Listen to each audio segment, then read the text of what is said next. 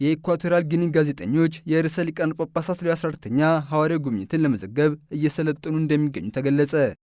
በኢኳቶሪያል ጊኒ ጋዜጠኞችና የመገናኛ ብዙሃን ባለሙያዎች ርዕሰ ሊቃነ ጳጳሳት ሌዮ 14ኛ በማዕከላዊ አፍሪካ ሀገር ስለሚያደርጉት ሐዋርያዊ ጉብኝት ዘገባ ለማዘጋጀት ልዩ ስልጠና ጀመሩ። በኢኳቶሪያል ጊኒ ጳጳሳት ጉባኤ ከመረጃ ፕሬስና ባህል ሚኒስቴር ጋር በመተባበር የተዘጋጀው ስልጠና የመገናኛ ብዙሃን ባለሙያዎችን በካቶሊክ ትምህርት እንዲሁም የቅዱስነታቸውን ሐዋርያዊ ጉዞ አስፈላጊነት እንዲረዱ ታስቦ ነው። ስልጠናው በታሪካዊ የቅዱስነታቸው ጉዞ ላይ ትክክለኛና ኃላፊነት የተሞላበት ዘገባዎችን ለማጠናከር እንደሆነ ተገልጿል።